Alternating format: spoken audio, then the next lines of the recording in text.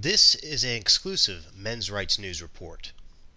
This past weekend, on Sunday, February 9th, Free Thought Blogs, Feminist Frequency, Skepchick.org, all feminist-friendly websites, reported being under a distributed denial of service attack, or DDoS, rendering them inaccessible for about a half an hour.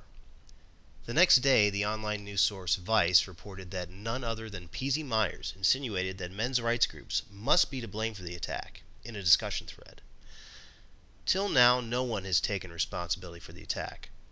However, last night we received word from Nick Redding, chairman of the Patriarchy Party in Edmonton, Alberta, who is now taking responsibility for the attack. He joins us now from Patriarchy headquarters. Mr. Redding, is it true that you carried out a DDoS attack against Free Thought Blogs, Skepchick.org, and Feminist Frequency over the past weekend? Yes, it is, Bob. Do tell us, Mr. Redding, why did you perpetrate this senseless act of internet vandalism against these websites? Well, first of all, calling it vandalism is it's incorrect. Since there is nothing that can't be laid at the feet of the patriarchy, everything is effectively ours. Now, if individual humans were to do something like this, it could be called vandalism, but since we are all-powerful, the patriarchy has a right to do what it wants, and no kind of illegality can be imputed onto any actions we take. But aren't you frightened of feminist counter-DDoS attacks and even perhaps attempts at getting the government to engage in censorship against sites like Men's Rights Edmonton, A Voice for Men, and other male-friendly sites that these people apparently hate? Bob, an entity such as the patriarchy has nothing to fear from these people. We've controlled everything since the beginning of time while simultaneously existing in a non-falsifiable ether. By concocting his hypothesis about someone in the MRE crowd instead of just giving glory to the patriarchy, PZ demonstrates his rebellious reprobate mind. Again, Mr. Redding, I'll ask you, why did you do this? Well, we did it to show our wrath and to make our power known.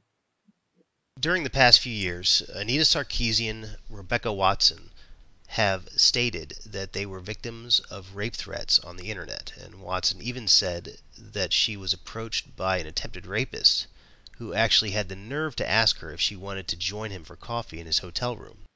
Was the patriarchy responsible for these acts too? Actually, in all of those cases, it was me specifically. What are your plans for the future, Mr. Redding? Do you plan more DDoS attacks, or does the patriarchy plan on doing something more drastic, or even final?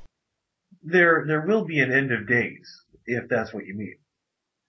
Can you describe the end of days for us, Mr. Redding?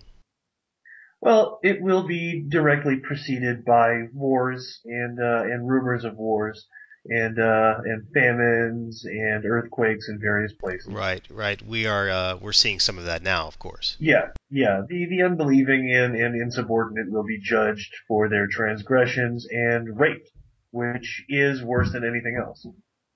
Anything imaginable, Mr. Redding? Anything at all?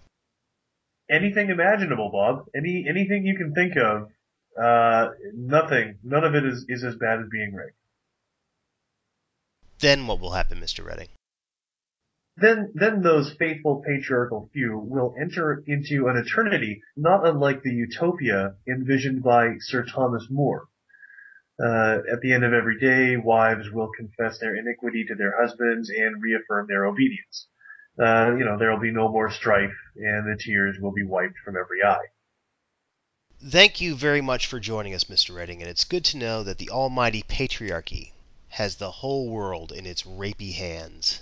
Well, you're very welcome, Mr. O'Hara, and I look forward to seeing you at the Patriarchy Fraternity Lodge for this year's ceremonial goat spanking. Wonderful. I'm looking forward to seeing you there too, Mr. Redding. Have a good evening. This has been a special edition of Men's Rights News. Please join us next time.